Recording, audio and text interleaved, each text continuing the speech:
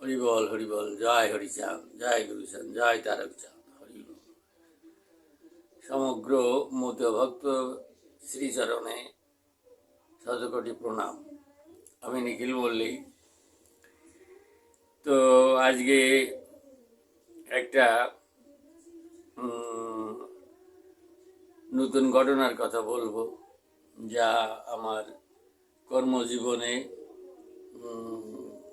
ঘটেছিল। তো আমি সাউথ ইস্টার্ন রেলওয়ে টিটি ছিলাম, খড়গপুর ডিভিশনের। ফলে বিভিন্ন সময় মেল গাড়িতে এবং লোকাল গাড়িতে আমাদের চেক করতে হয়েছিল। তো একবার যখন লোকাল গাড়িতে চেক করি, তখন রামরাজাতলা বেসে কাজ করি। তো আমাদের তখন সুকুমার দা ছিলেন আমাদের ওখানে সিটিআই ইনচার্জ। তা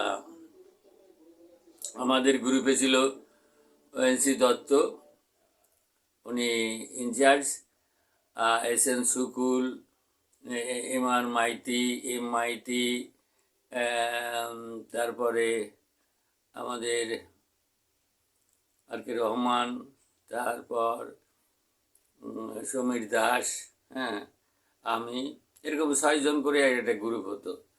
লোকাল গাড়িতে চেক করে গিয়ে আমরা কোলাঘাট স্টেশনে, মানে আমাদের ওখানে নাইট হল্ট করার জন্য কোলাঘাট স্টেশনে আমাদের রেস্টরুম ছিল। সেই রেস্টরুমে আমরা ওই রাত্রি চেক হয়ে গেলে সেখানে গিয়ে আমরা বিশ্রাম নিতাম।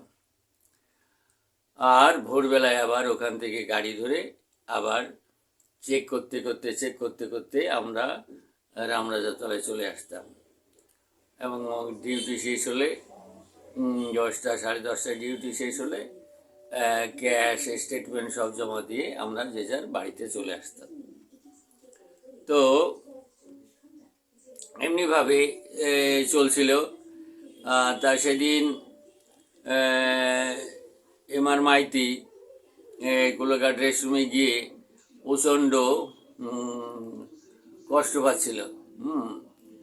বুকে যন্ত্রণা, এই মরি সেই মরি ভাব। এখন সবাই বলে, সমীর দাস বলে, গুরু তোমার কিছু করতে হবে। তার কারণ আমি যে ঠাকুরের মতে এসেছি, ঠাকুরের মতে আসার পরে অনেক অলৌকিক লীলা টিলা ঠাকুর আমার দ্বারা করেছে। তা রাত্রিবেলায় আর কোলাঘাটে বা মেছেদায় কোথাও ডাক্তার পাওয়া যাচ্ছে না। এক ডাক্তার, ওকে নিয়ে যেতে হবে খড়গপুর। ওই রাত্রিবেলায় কি নিয়ে যায়, কিভাবে যাব, এক সমস্যা। শেষকালে এমন বুকের ব্যথায় এমন ছটফট করছে যে এখন যাই তখন যাই অবস্থা। আমি ওই অবস্থা দেখে ঠাকুরকে মনে মনে ডাকছিলাম, ঠাকুর এই মাইতি দা যদি কিছু একটা ঘটনা ঘটে যায় তাহলে মুশকিল, তুমি ওকে সুস্থ করে দাও। তো এই কথা চিন্তা করছি। এমন সময় দাস বলছে, গুরু তুমি কিছু করো, তুমি কিছু করো। তারপরে আমি মাইতিকে বলছি, মাইতি দা আমি যা কিছু করব তা তো কি বলি, তোমাদের তা পছন্দ হবে। ভক্তি করে যদি তুমি গ্রহণ করতে পারো তাহলে বোধ হয় মুক্তি পেতে পারো। তা শোনো, আমার কোনো ক্ষমতা নেই, আমার গুরু, আমার ঠাকুর, এদের ক্ষমতা আছে, এরা অনেক কিছু করতে পারে। তাই গুরুর কৃপা বা ঠাকুরের করুণা যদি হয়। তা বলছে, হ্যাঁ নিখিল দা, মল্লিক দা, তুমি যা কিছু করবে। আর বাঁচি না, পেটের যন্ত্রণায় অনেক রকম আশেপাশে ট্যাবলেট এনে খাওয়ানো টানো হচ্ছে, তার কাজ হচ্ছে না। গ্যাসের ট্যাবলেট খাওয়ানো হয়েছে, ইঞ্জেকশন দেওয়া হয়েছে, কিন্তু কাজ হচ্ছে না। তারপরে কি করলাম, আমি বললাম যে ঠিক আছে, 1 গ্লাস জল নিয়ে আসো। জল নিয়ে আসলে এই যে আমার এই করঙ্গমালা, মানে দেশি ভাষা বলে আচার মালা, এই করঙ্গবালা খুলে সেই জলের মধ্যে দিলাম, দিয়ে আর কি ঠাকুরের বন্দনাটা পাঠ করলাম। পাঠ টাঠ করে ঠাকুরকে মনপ্রাণে ডাকতে লাগলাম, হে দয়াল কৃপা সিন্ধু, তুমি এই ভক্তকে সুস্থ করে দাও, তোমার হরিনামের মহিমা যেন কলঙ্কিত না হয়, তোমার অকলঙ্কিত নাম যেন থাকে বলে আমি সেই গ্লাসের জলে এই করে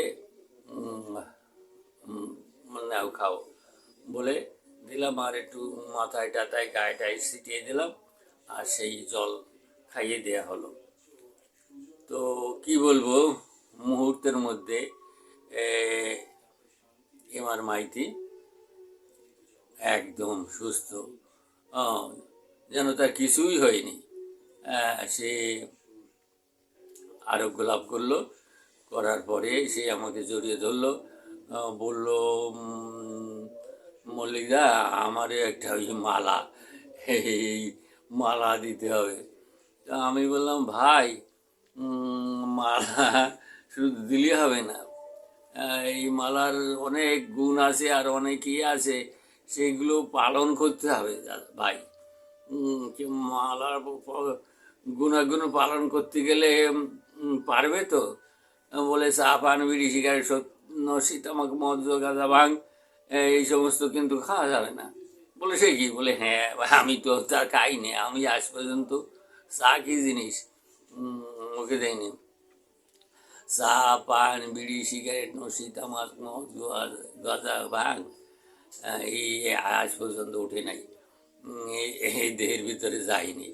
তা এইগুলো পালন করতে হবে, পালন করে এই ঠাকুরের গুণগান করতে হবে, হরিনাম করতে হবে।